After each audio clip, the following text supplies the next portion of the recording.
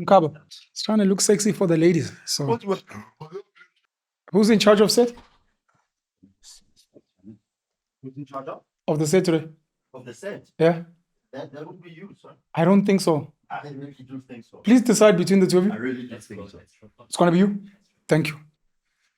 I feel very weird sitting here, but the production team is trying out something different.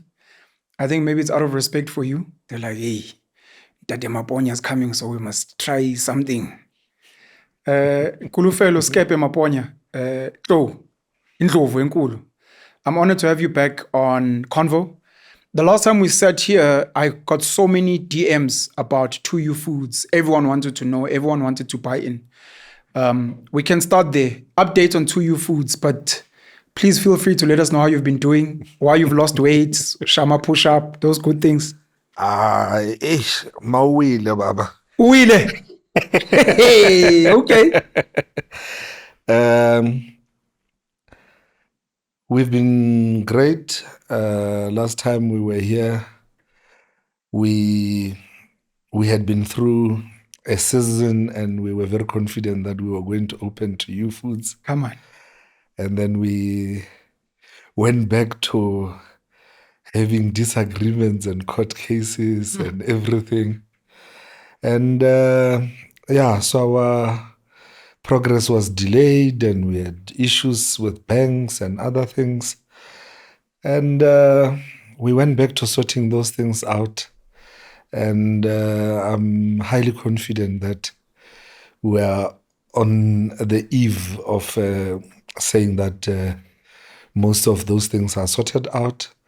We actually had some learnings, about what we were planning to do. We have perfected some of the learnings. We have actually come up with better models. And sometimes, challenges teach you that you can actually solve problems differently. Fair enough. And those challenges have actually assisted us in remodeling our model.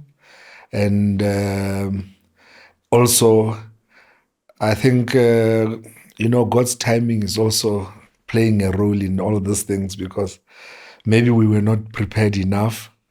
We were confident that everything was well and prepared, but we have better resources, better,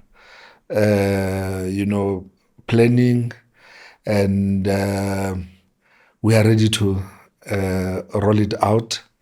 We have a few suppliers to finalize. We're also getting some overseas brands that we will import for a little while and then start producing locally. So we backward and forward integrating, and it's exciting. It sounds very formal and very corporate, but Tina, we are simple people.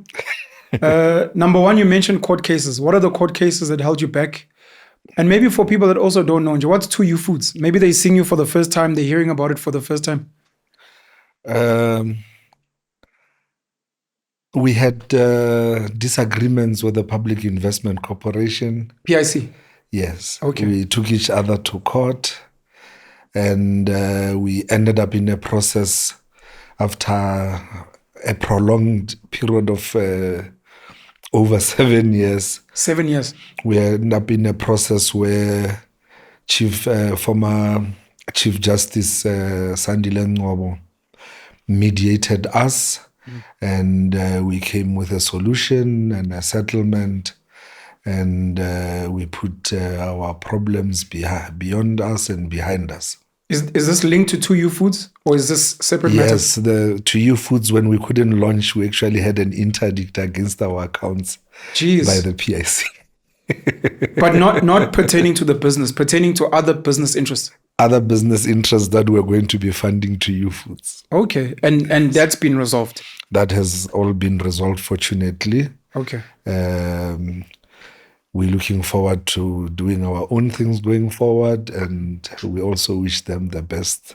Okay. With whatever endeavors they're embarking on. And hopefully someday, in business, so much as in politics, there are no permanent enemies and Yes. permanent friends. Yes. We might work together at some other point. Okay, because that was going to be my follow-up question, that are you guys pitching to them to fund? Is it something you're open to, or are you looking into other funding agencies? We are looking into other funding agencies. We have approached Ministry of Small Business. We have approached the Small Enterprise Funding Agencies. Okay. We also fortunately have some of our finances freed to put in equity and piloting risks from our own resources. Okay. The Minister of Small Businesses currently is Sisu Stella. Yes, yes, the beautiful one. Hey, okay. No comment. To a person who's hearing about you for the first time, what's To You Foods? You're speaking about it. You've struggled. There was a fight with the PIC, which has been cleared. But hey, what's this To You Foods thing? To You Foods is an alternative retail model. The food part, or the mini supermarkets, being the first of a series of enterprises that we want to roll out for people who don't have as much money to be invested in the shopping malls, and also to make shopping experience and delivery experience accessible to people in townships and in far-flung rural areas. We have a mini supermarket that has all the 4 components that you get in any grand supermarket. There's a bakery component, there's a butchery component, there's a dairy component, and then there's a grocery component. And we made sure that, people can come in. They always say cost of entry in business is the biggest challenge. So with To You Foods, we've been reducing the cost of entry, first of all, by taking away the cost of property and shop fitting and putting them in our property company and giving a lease on risk. And secondly, by providing a modular building, with 2 levels of 12 meters each. And the 2 levels provide all these different components that I mentioned. And you come into the market at a fraction of the price that an ordinary shop would come in. And then we also provide logistics and syndication for all the stores. And we also, in addition, due to the challenges that we saw with banks unwilling to fund a startup or startups of people who are already trading in the townships, by the way, we found a way of injecting equity into the stores. So we're no longer going on a way whereby the store owner has to go and bring all monies in themselves or bring in all monies as a loan. We actually have a model where we are putting in equity into the stores so that the enterprise funding or the bank funding becomes a 2/3 of the capital required. We providing capital to those stores for their startup because we believe in the model and we believe that it will work. Okay. I don't know if you'll engage me on the retail sector. If you're not comfortable, it's okay. Pick n Pay is currently struggling. They've closed a lot of stores. They keep announcing. Some of these stores are being taken over by Checkers, which is growing quite aggressively. Spar, I think, had a struggle overseas with expansion. They've taken hits and it's affecting Spar stores here. Is the retail market struggling? Is there opportunity? How are you guys going to counter some of these struggles with your Checkers? Let's say you save in the townships, Spar struggling. I haven't heard anything about Woolworths. When I grew up, there was a store called CNA. CNA, yes, stationery. Yes, Okay. You don't see it anywhere. I don't think a lot of youth even know or remember it. Of late, there was a store called Look and Listen. It's no longer there. Correct. I saw it start up in Hillbrow when I lived there. There was a store called Musica. Correct.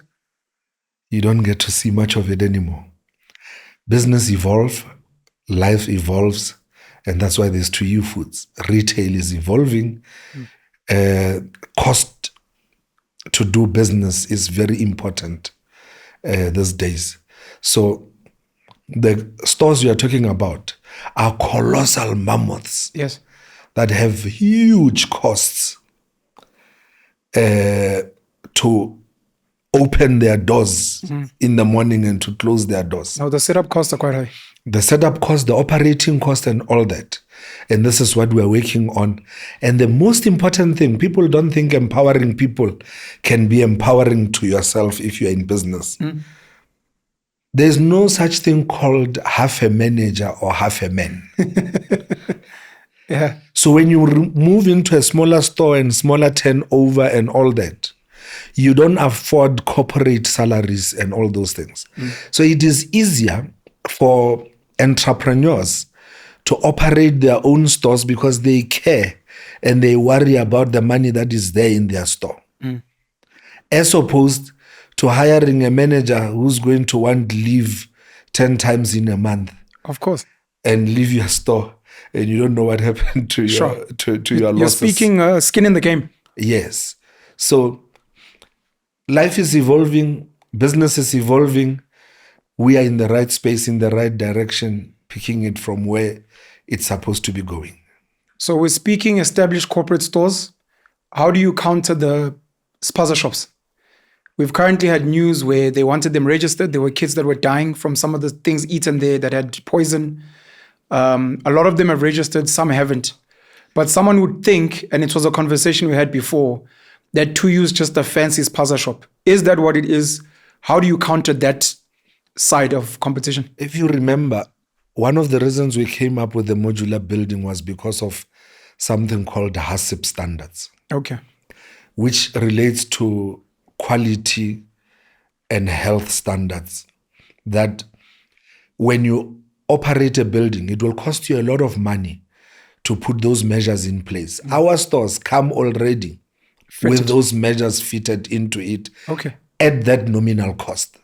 So what is happening is what we actually want people that it will happen. I did explain on actually many a time where I say it is impossible for someone to sleep on a bag of meal and then sell it the following day. Because you have these people who live in the shops, Yes. sleep in the shop, Contaminating do it. whatever it is that people do at night in the shop. And then tomorrow you wake up, you open to people and you sell them contaminated things. What is happening currently and the efforts that actually the municipalities and government are taking actually need to be stepped up. And it is not impossible to put health standards and protection for people. And we are that solution. Okay. Pick and Pay had years ago, they bought Score and they used it as a BEE vehicle. I still think it's a controversial story that no one has spoken about of what happened to those black franchisees. When you study ShopRite, I'm not aware that they've done any franchise type model. So the Pick and Pay one got recalled. I think Pick and Pay ended up buying those stores back. ShopRite's never done it. Spar might be the one example that I know where they have franchisees who were established supermarket owners and then they converted. Do you believe in the franchise model? Do you think it works? I know you're doing it, but do you really believe in it? Or do you not think it would be smarter to say, look, half a man, rather come manage and get a salary and follow our systems? Why would you push for the franchise model? It's not exactly a franchise model because it's an independent owner store. It is a buying group more than that. The biggest thing is the syndication, the systems that an ordinary small man will not get in the street. I still believe there's no half a man. I believe I can't run 1,000 small stores. Something's gonna give. Yeah. but 1,000 people can run 1,000 small stores. Yeah. And they've been doing it, and they are doing it on a daily basis. All you can do is assist them to make it work better, make your money in the middle, and there's money for everyone on the table. Yeah. So winner takes all is not a solution. Okay. Are you looking to find people that have been in retail, or are you willing to take on anyone who's willing to be trained? Who are you targeting? Who have you been targeting? When we started, we were willing to take anyone. Hola. Operation Tata Zonke, no mubani, woza baba. Yeah. Experience has taught us otherwise. These are the learnings. Yeah. There are people who are ingrained in every society. Most of those people are in Stokvels. Okay. They form part of that community and that society. They take their money and keep it with someone in town for the whole year. They take their money there. Those are the first people we're looking at to take their money and keep it in their own store. Okay. Stokvel members and Stokvels Yes. that are looking for a vehicle. Stokvels consist of many people. There are Stokvels for taxi associations. There are Stokvels for Abu Mama. There are Stokvels with community, tribal community structures. So Stokvels, taxi associations, tribal authority structures, those are our key focus. Okay. To say, take your money, instead of letting it sit and earn almost nothing, here's a vehicle, here's an asset that's going to be yours and that your community can buy from as well. Yes. Okay. You mentioned a term and it's triggering me in my head. You spoke about a buying group. You spoke syndication. What does a buying group mean? We speak about some of the foreign-owned spaza shops and how they buy in bulk. Then you mentioned syndication, which tells me syndicate, which makes me think of a mafia. How are you guys planning to counter? I'm aware that there are very dirty dealings. I mean, I've heard black spaza shop owners complaining about being attacked. How are you planning to counter that, especially Emakasi, from being attacked by syndicates, criminal elements? And what is a buying group? Protection fees. Yeah, those extortion, which is big in the Eastern Cape now. Yeah, those type of things. Yeah. These days, sometimes you hear even people complain that law enforcement officers get involved also. We have many problems in our country. Yeah. Buying group is exactly what that weight. It's a group of people independent of each other, Yeah. linked by one common entity, which in this case is To You Foods, and buying together. Yeah. So the store is buying directly from the manufacturer. It is not buying from To You Foods. And that's very important. Okay. To You Foods makes rebates, and To You Foods sources logistics. That's syndication. Okay. So instead of you going and getting one truck to come and deliver to you, we get one truck to come and deliver to 50 people. Okay. That is the term syndication. That's what it means. Okay. Unfortunately, applies to even criminal activity. Of course, because now they're organized. Yeah. So criminals also syndicate their activities. But in this case, we are not syndicating any criminality. Sure. We are syndicating cost and effectiveness. We also have an affiliation with a security company that we helped form that is geared and structured to cater for the market that we operate in. And that is, every shop is subscribing to that. Like you would find that in a certain suburb, there's a certain security brand with a car at every corner.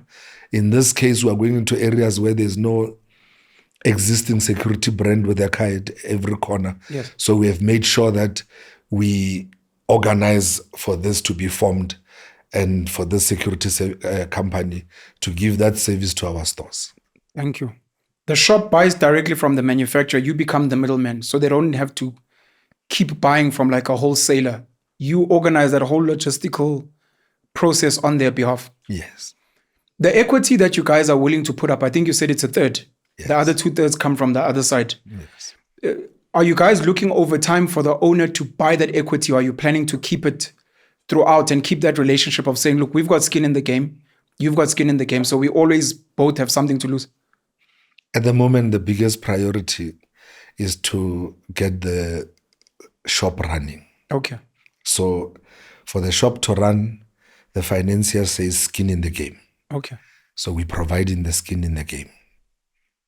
Over time, relationships evolve. We might love each other so much more that we change the relationship to any other form of relationship. Okay. But it is what it is for now. We are not sure where it will end. The numbers might be too nice for the owner, and the owner wants to stay where he is. Yeah. The numbers might be too nice for us. We want to increase. Yeah. The numbers might not work so well for us, but for the owner. And the owner might want, to increase and reduce us when he's feeling strong, which we think will happen to most of the stores within a year or two. Okay. I'm not sure if you're comfortable to share. You spoke about mistakes and learnings, and especially for young entrepreneurs out there who are constantly looking to learn from the mistakes of others.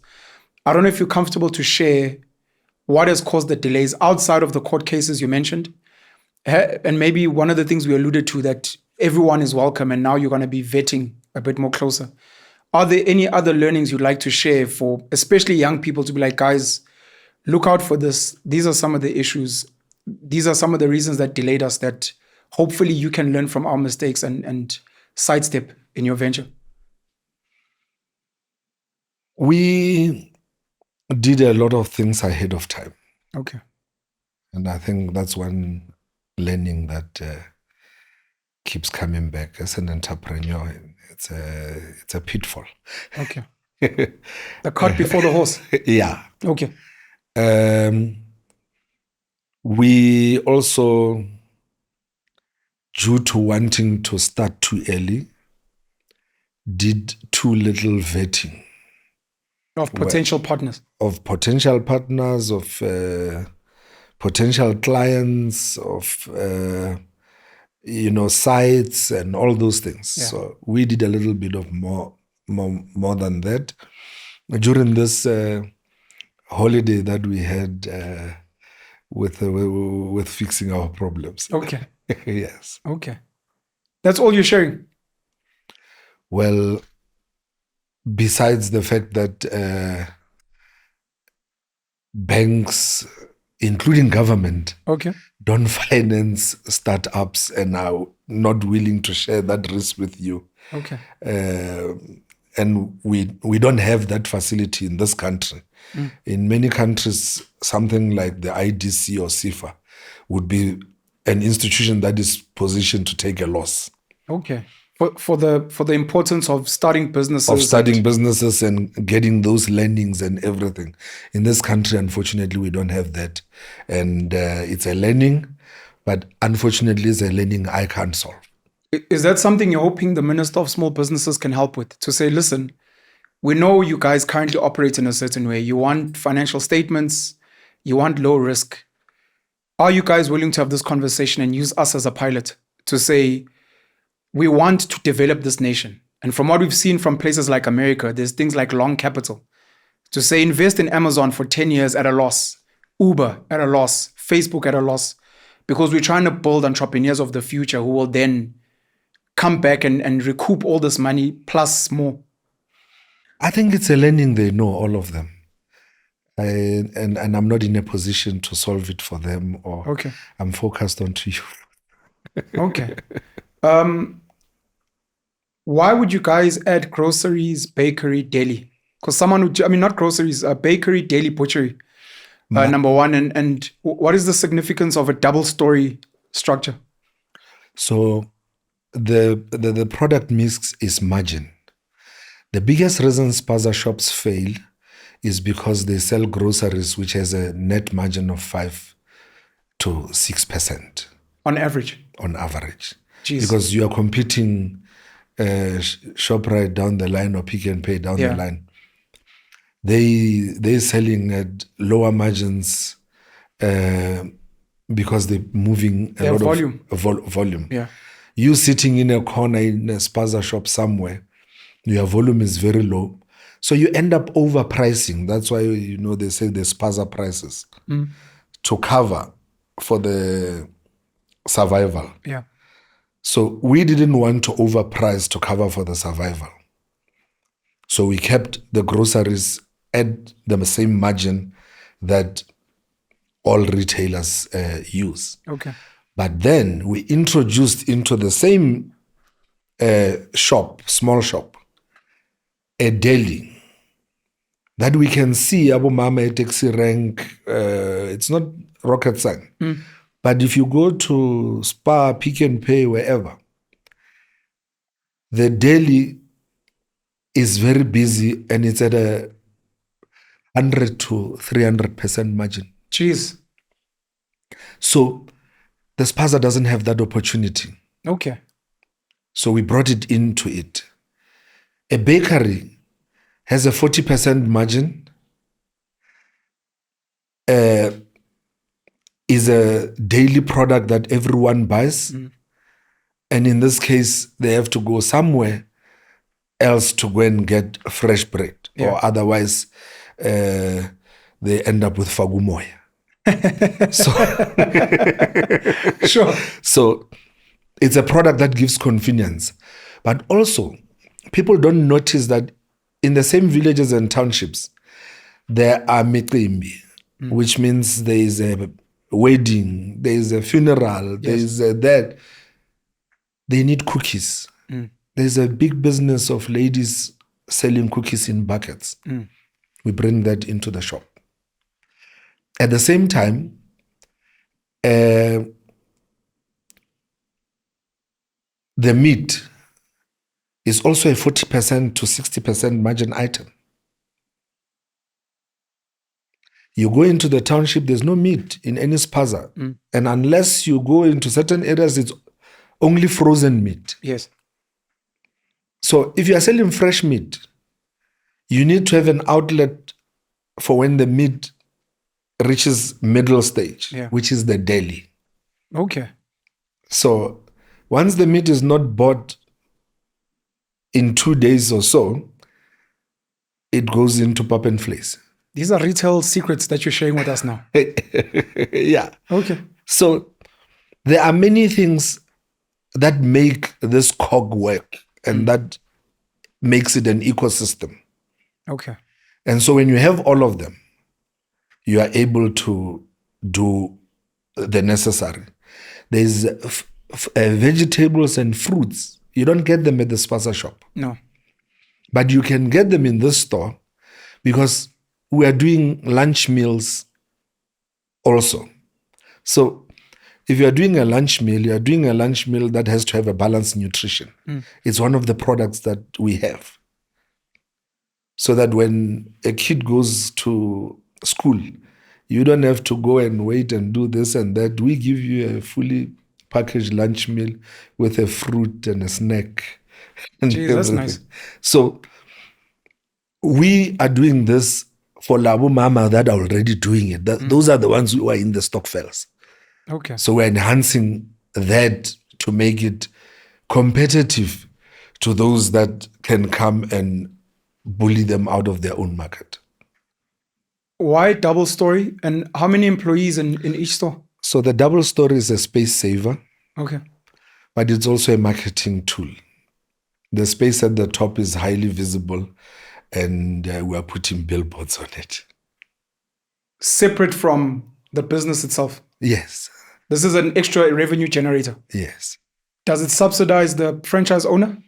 It subsidizes the rental. The franchise owner doesn't pay any rental, remember? Okay. Will customers be expected to go on the second floor? Or the first floor, rather? No. There's a lift that brings things according to HACCP standards. Okay. The bakery and the deli and the kitchen are upstairs. So whatever you order, that's back office. yes, whatever you Okay. order is prepared Okay. and taken down through that lift.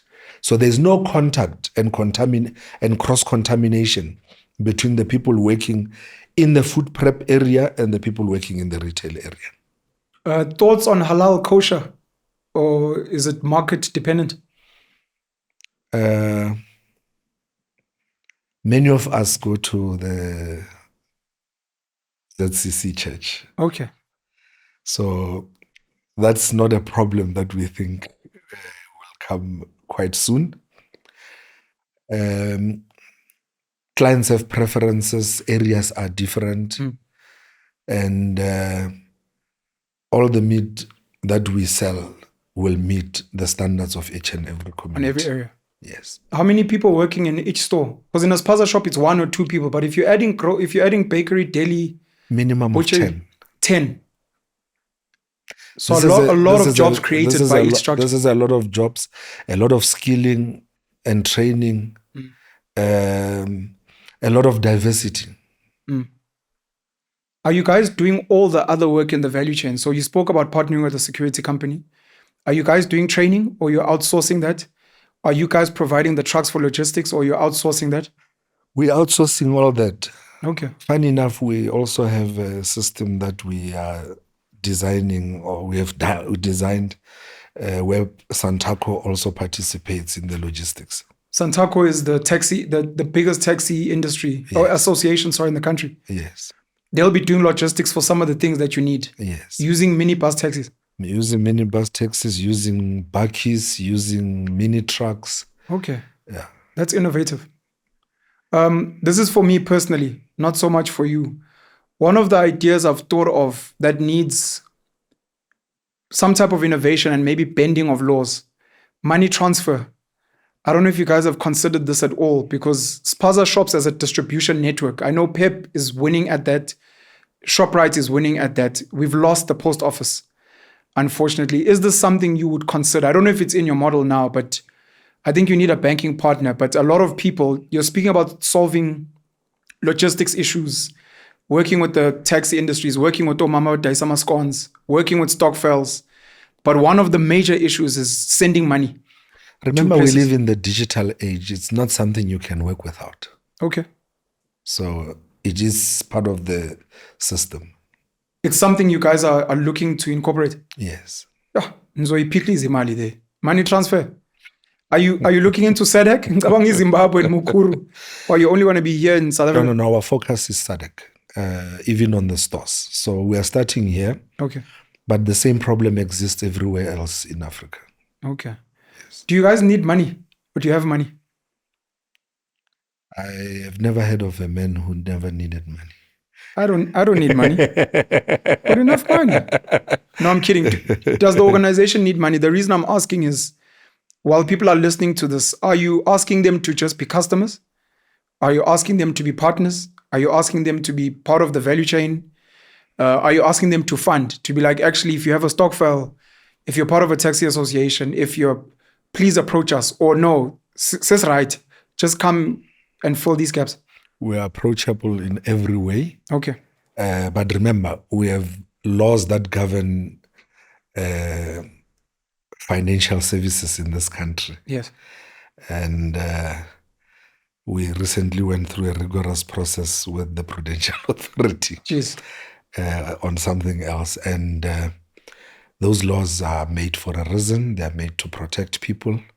So we have to go step by step, use the necessary intermediaries, either when funding us or when funding stores or other people.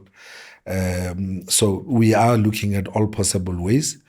And if there are people who think that they can benefit from the whole system, we're open to everyone coming and talking to us.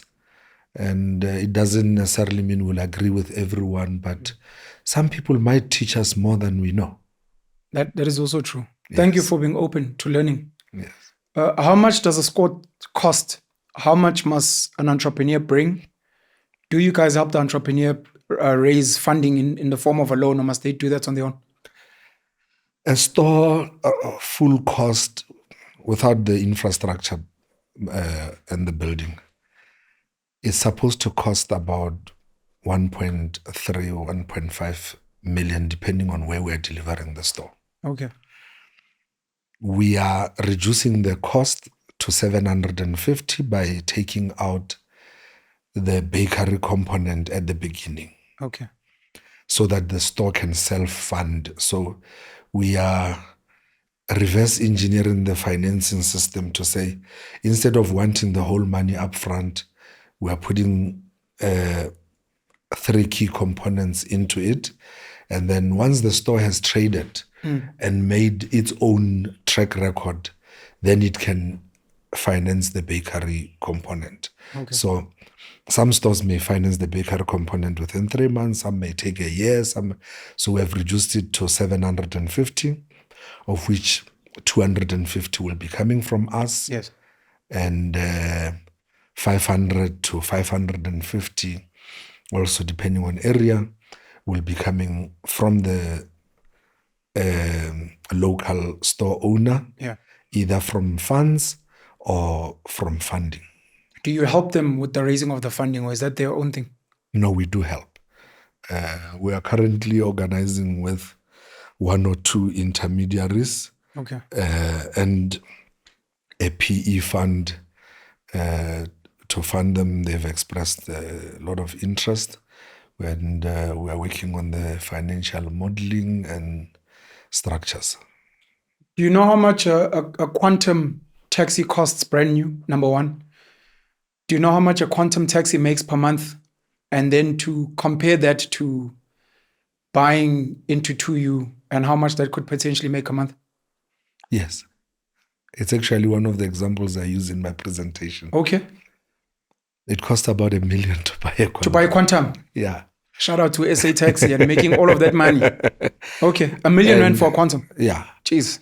The installment costs something like 20,000 rand a month to repay. Okay.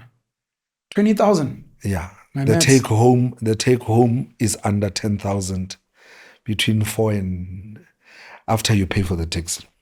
That's why there's a lot of them at SA Taxi warehouse there. Being repossessed. Yeah. It's tough. The take home is anything between 5 and 10,000 if you're running it well. Yeah. And if it's still in good condition. Okay. It costs a little bit the same to get it to you food store. Okay. The take home is on average between 40 and 100,000. Take home. Yes. Envisaged take home is between 40 and 100,000.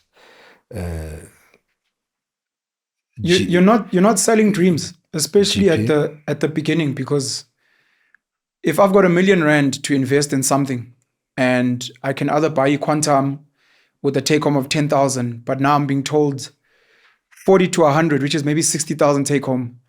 Would you not rather be more prudent and say, look, in a normal spaza shop, your take home is between 5 and 12,000.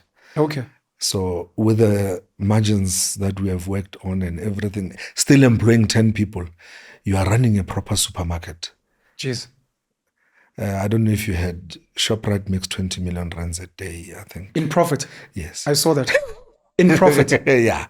I didn't check the margin. This is not in the spaza market. We are talking supermarket figures. Okay. Yeah. There are people that don't know who you are. They're hearing about 2U Foods. Hey, who's this Mafiki Zolo coming to sell us this thing?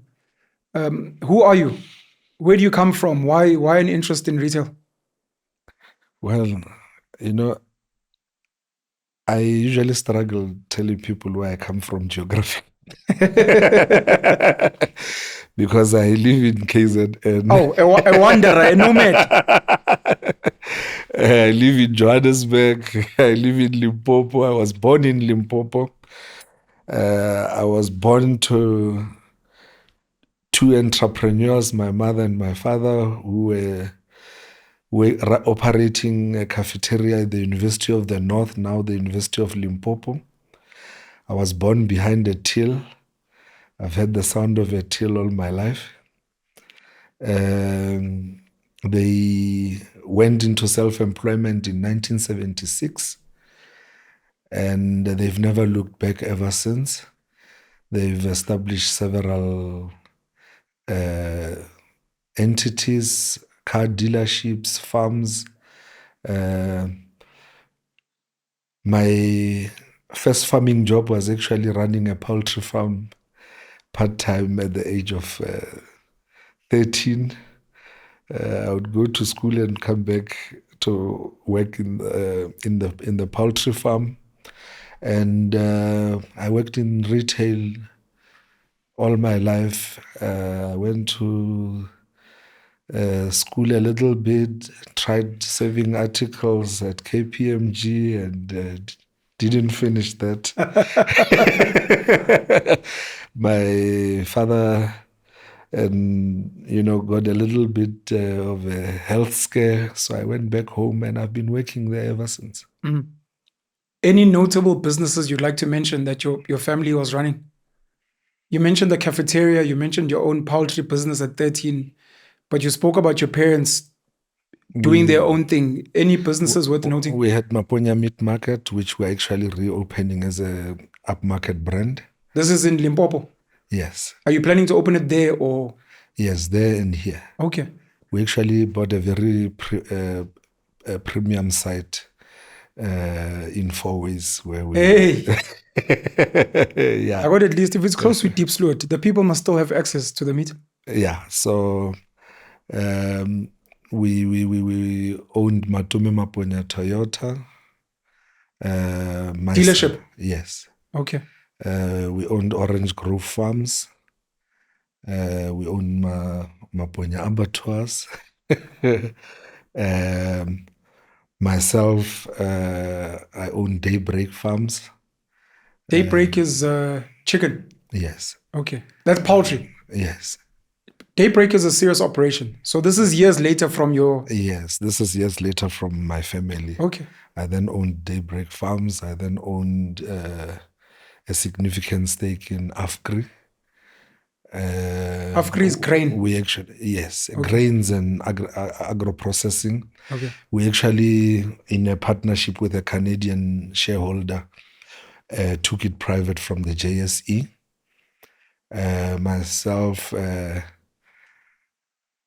I would say maybe until end of this week, I own 25% of SA Home Loans. What's happening end of this week, Aibo? We're in the process of a disposal, but as you know, it might go either way in life. Yes. Are you disposing of your stake Yes. for fundraising for 2U or for other reasons? For 2U Foods. Okay. You're betting a lot of things on 2U. I'm betting my life on it. There's a lot that many of us want to learn, and I've been privileged to learn the story of your father in particular. I don't know if you're comfortable to share what happens with the second generation. So you should own more Toyota dealerships. I'm glad that you're relaunching the Maponya meat market. Why did you not invest in growing it at that time? At least poultry is still there. I'm guessing it's probably going to remain part of your own personal portfolio. But what happens from first generation to second generation? It's part of the learnings that I was talking about. Maybe I didn't divulge much. Yeah. When 1994 happened, we got a lot of excitement. Waphuma amathenda. Come on. Thank you, Mandela. And a lot of us went into different areas, construction and development, which I'm very glad I went into development. I'm still doing it. Development, property development. Property development. Okay. My father used to reprimand me for neglecting the pillar that built everything, which was the retail. I am going back into retail. My daughter and my partners are continuing with the property development. Okay. I'll be advising. The Toyota dealerships, I am safer where I am, focusing on what I should have focused on, which is what I was born in and what I've done all my life. I didn't focus on what I know best than any other thing. Is that the lesson for your children to say, look, this is who we are as a family? We're the goldsmiths, we're the blacksmiths, we are the traders. Whatever you do, do it, but stay close to the family business, because this is what has fed us for them. It would be the third generation. It's actually a fourth generation. My grandmother was an entrepreneur and my grandfather. Okay. My grandfather stayed in Alexander and he was never employed for a day. What a man. I still have his diaries. He was called Native Painter. Okay. Okay. Yeah. So retail is what you should be focusing on. my grandmother was the postmaster general of Thabine village in Zanin. Okay. And she manufactured moonshine. Moonshine utshwala. Yeah. Tot. Okay. What are we missing in South Africa? We've got over 29 million people on grants. We've got an average unemployment rate, depending on who you are, of 40 to 50%. People are poor. We're not building businesses. Some of the more established businesses, sadly, are collapsing, especially when, may he rest in peace, Raymond Ackerman was an icon. And one generation later, and he's also second generation, I think, from his father. I see the German car brands are struggling, but it's because we've got Chinese imports now. We've obviously got a new president in America, and there's some tensions, and we're speaking AGOA. What are we missing? I understand your personal journey, but just as a South African people, both black, white, you can add Indian colored. We live in an ever-evolving world, and we miss the evolution. We don't pay attention to change. Back when we were still doing serious student politics, and politics were in fashion, there's this term called dialectical materialism. Dialectical materialism. Jeez. The dialectics of dialectics. Okay. Which says change is about change. So if you don't monitor and keep up with change, you'll forever have problems. I can tell you, in the last 50 years, the world has changed more than it has changed in the last 500 years. Sure. So if you don't notice such things and put yourself in that space, you have a problem. And unfortunately, we only became a country in 1994. We're still very young. We'll evolve. You think we're young? We're very young. We came here knowing nothing. We had people coming from exile with shoes that didn't fit them, coming to set up a government. Yes.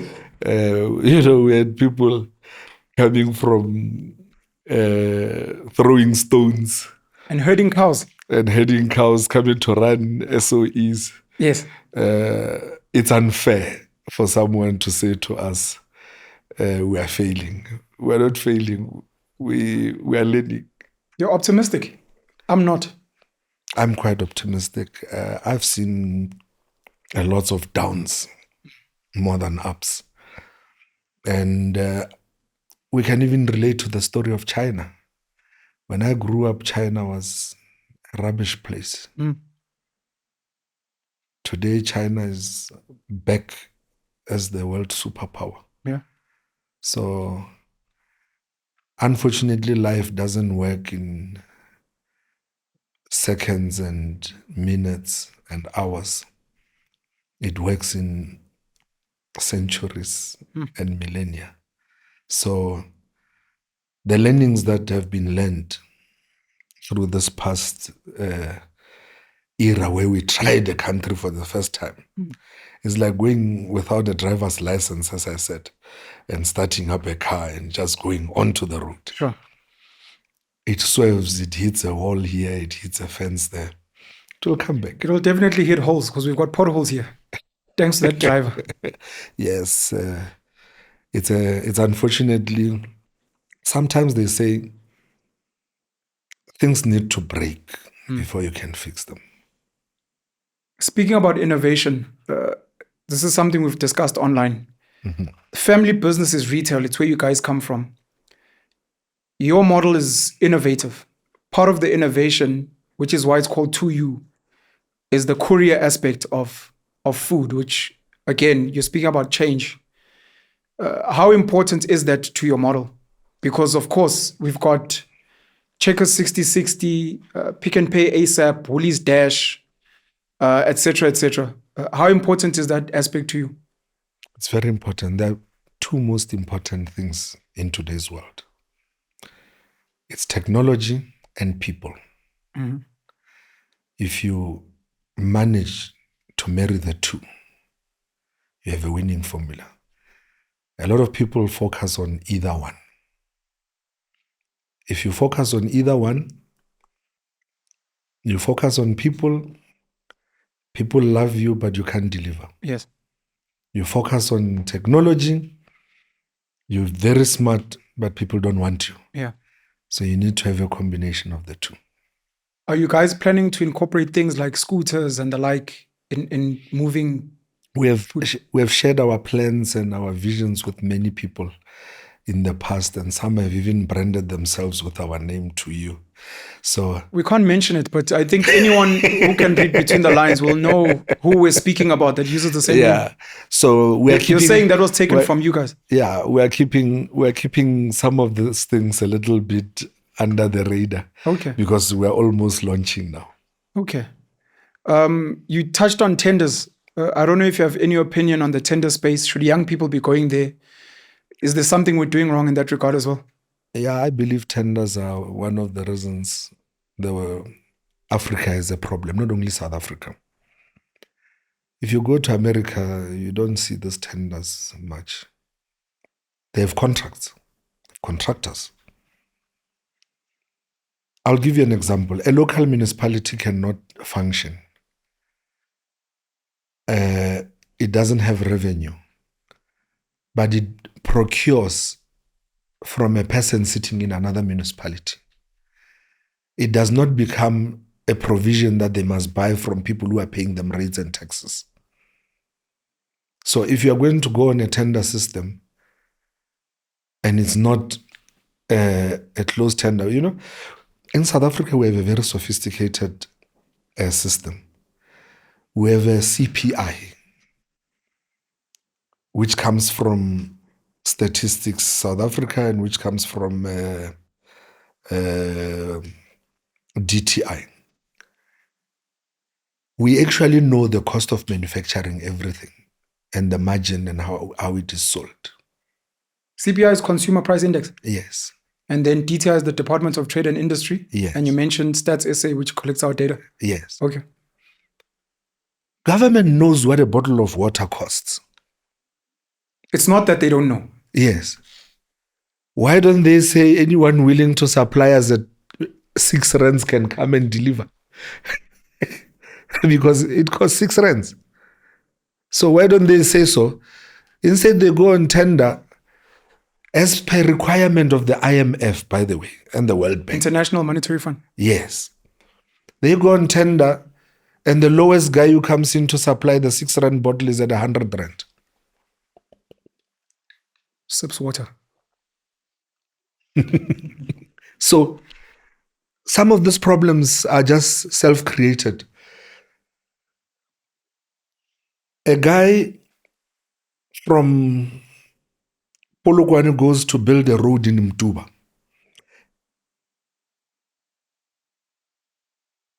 He has to go and factor in transporting his machinery to Mtuba when there's a contractor in Mtuba. This is Limpopo to KZN. Yes. So some of these things, we're just doing them.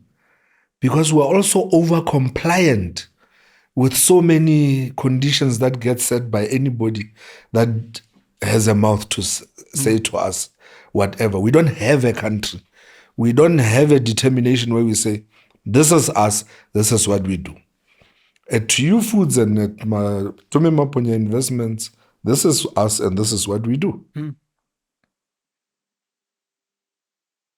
I don't go on tender. I know the people who supply things, I ask them for price and I negotiate the price down. Government can do that. They've got the biggest budgets in the country. They could definitely do that. They could definitely even tell you to stop supplying everybody if you supply at this price. That's correct. So they have the power. They've got the negotiating power. They have everything. It's the will and the over-compliance with so many other treaties that we don't know. You mentioned something very interesting which speaks to my heart. Stokvels, taxi associations, you mentioned tribal authorities, we can add churches. They take their money, they put that money into financial institutions where, depending on the year, you're looking at 1% return per annum. This is before they deduct their monthly bank charges.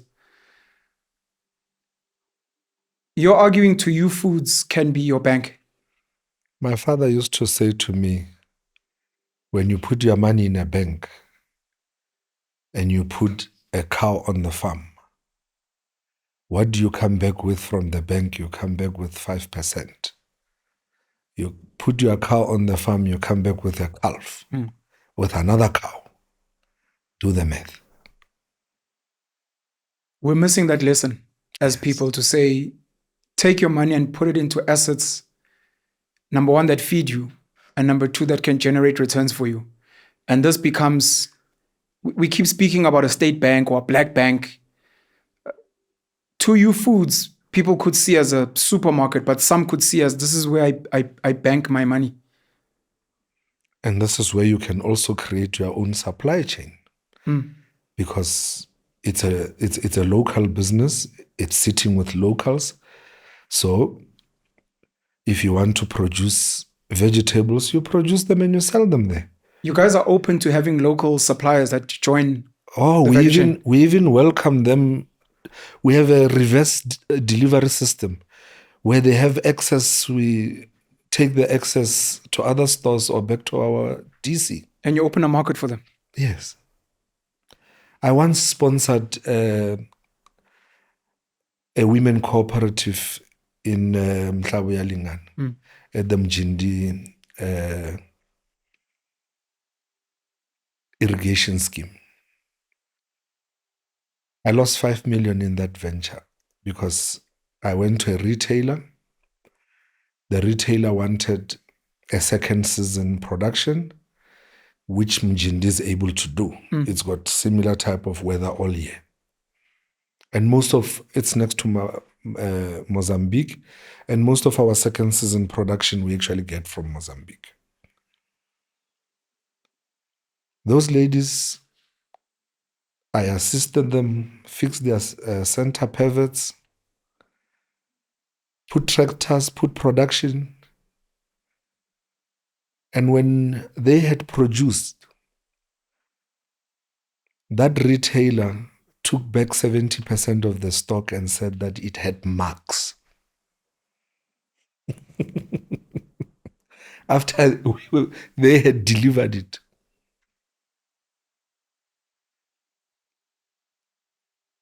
That's one of the things that motivated me to say.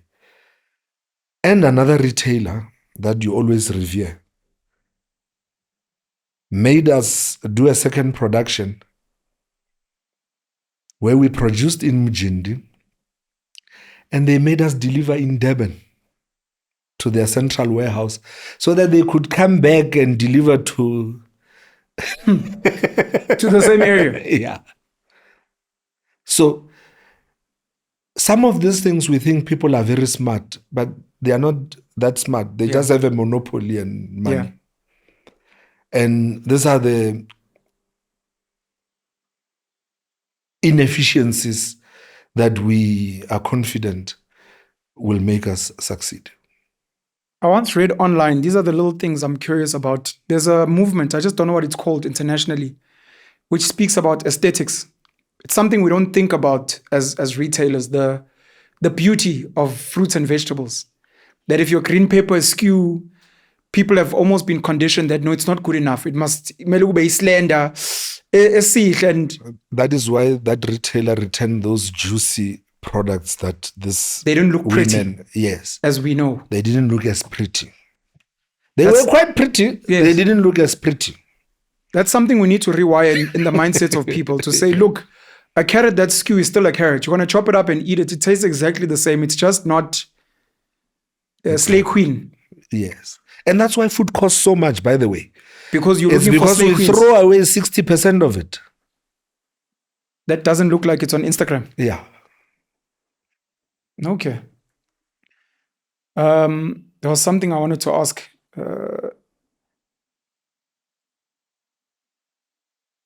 Are your children open to? Yo, I'm asking for myself. This is probably not meant to be on this platform. Are your children open to being on flat platforms and telling the story? Their great grandparents, their grandparents, your parents, you, so that we can start this culture. It's big in Japan, parts of China. It's big in South Korea. We revere it in America, and there's a few families in South Africa. But these stories of generational wealth, and obviously we normally speak about generational wealth in terms of money, but we don't speak in terms of knowledge and experience. And it's like, no, I mean, I'm poor and I'm broke. But if I could tell you how my grandfather started, how my father started, where my aunts are, not only am I sharing, I don't have the money, wealth to share with you, but I've got generational wealth in the form of knowledge and information and education, so that they can be, because they are the future. You're going to be a Madala just now. I'm going to be a Madala in a few years, but they're going to be the future. And how do I think I call them legacy children. Some of them have been in the news for stealing things. Their grandfathers or great grandfathers were icons. But how do we get these young children to meet with other talented young children to say there are legacies and wealth here, resources, knowledge, so we can help your father's legacy and vision of Tuyu come alive, Maponya meat markets and all these other things, and keep them going? Timing is important. Like I said, sometimes we do things prematurely. My children coming to this platform would be premature because they still have to prove themselves. You think so? Don't you think they've already got the legacy that has been proven in the past? They are born in a legacy. They didn't establish it. So it is one thing to say I'm born in a legacy and then tomorrow you have failed somewhere. And I don't think all of them will succeed the same way. Sure. So I think it is for those of my children who succeed to tell the story. And children are taught by those older than them and not by their peers. So I believe that I'm well positioned to teach the children. My children are well positioned to teach those after them when and if they have succeeded. I disagree with you, if you'll allow me. I think part of what we're missing as people just in the whole world, we wait for success stories. And I do feel that even before they succeed or go on a venture, sometimes telling your legacy story might attract the type of people that can help you get to that success. Because part of my issue is, I've written a book about my business failures. And I've said we don't have enough books on business failures, because often there's very little to learn from success and so much more to learn from failure. And some of these kids that you're waiting to succeed will never succeed. But if they'd started speaking earlier, maybe they would have attracted the right type of talent, at least at their age. I agree with you on the teaching about failure. Yeah. So I believe they will also teach about their failures, Sure. their legacy and they failed here. If they failed or if they are continuing to fail, because I believe you don't fail until you die. You don't believe in that? No, you just have pitfalls. Okay. You have lessons until you die. Yeah, until you die, you have lessons. Okay. So those who have failed are those who are gone. But if you are alive and you are breathing, you can come and say, these are the learnings I had from my failure. Yeah. What I don't believe in and disagree with you, and it's your opinion and you are free to have it, is someone who has not done anything teaching people or shouting things. I hear you. Yeah. Ever since I met you, everywhere we go, people call you chairman. Dr. Koza won't be very happy. No, he won't be very happy. He's stealing his spotlight. Jersey number 10 is only for him. At 2U Foods, are you in charge of operations? Are you the chairman of the organization? Do you have a CEO or executives? Are you looking to recruit? Some people are like, look, I don't supply. Maybe I don't live in the areas to buy. I'm a fan, but I'm a corporate guy. How do I get involved? Are you guys open to that type of stuff? I'm the chairman. I'm not. Okay, Koza. I'm not operating everything. But I don't know if I've told you this before. If I ever sit in a room and I'm the smartest guy in the room, I failed. So I'm always recruiting talent that can do better than me, challenge me better, and take things to better heights. And we are recruiting. You're currently recruiting? We're currently recruiting, and we are not recruiting based on color, but we are sensitive to the fact that we are a black business. We are sensitive to the fact that this country has a majority of black people, but we are not the least sensitive to talent and results. Yeah. And we are also not excluding other citizens, as Mr. Trump says it. Hey. Because we are all the same. And if you know my background, I actually grew up in a very Africans-orientated community and environment. And so we're not recruiting according to color. Yeah. We're recruiting talent. Any specific spaces you're recruiting in for anyone that's listening? Is it in all marketing, HR, operations, retail, or everything? We are using a company called PIM Consulting. PIM. PIM, yes. Okay. We are using PIM Consulting. If anyone would like to throw their CV and their motivation, why they think they most suited to work with us, they can look them up on the website and come through them to us. Are you willing to take on, not the corporate, I forgot to ask, we spoke about all these other groups, spaza shop owners. Are you willing to work with spaza shop owners who are established to be like, we also want to join in to you, maybe we can do a barter where we bring whatever value of our spaza shop as part of our contribution so that we can upgrade our spaza shop into a 2U shop?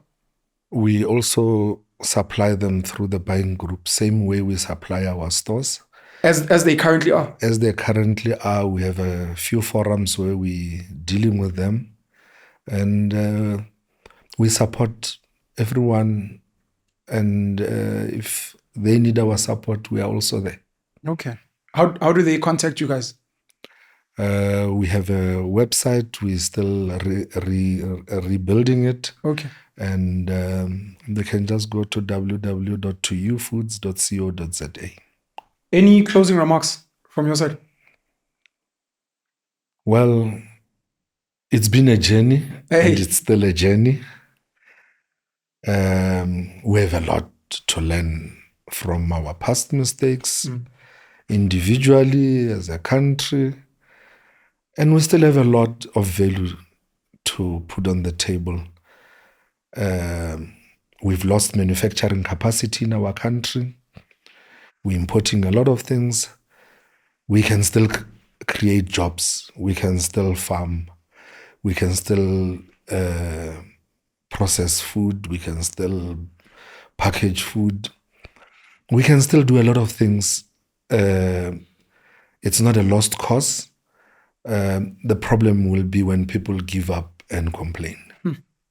Thank you. Do you think our government has got a role to play? Sorry, everything you're saying there, in my head, I'm just thinking red tape, compliance.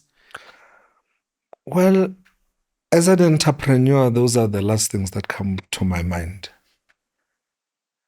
There's a Afrikaans term that is like unofficial, where they say, we will double cross that bridge when we get there. I thought you were going to say a poor maka plan. For all the wisdom and knowledge you've shared to me personally, all the people I've met through you, learning from your mistakes and your wins, I just want to say thank you. There are many of us. Some are vocal, most are not. They're just watching because sadly, a lot of our people are waiting for heroes. It used to upset me a lot. I think I'm starting to be more understanding of it now because people are scared. People are scared of risk. People are scared of failure. And they're always waiting for someone else to be optimistic, to take the hits, to be attacked, to be called names. There are many people waiting for the success that will be 2U Foods. And I hope more and more of them are going to join the journey in many various ways. But for me personally, in Ntate Maponya, I want to say thank you so much. Thank you to your family that I know well. And I'm looking forward to what the next couple of years have in store for you and for us. Ndlovu, where now Ndlovu? Thank you so much. Thank you very much.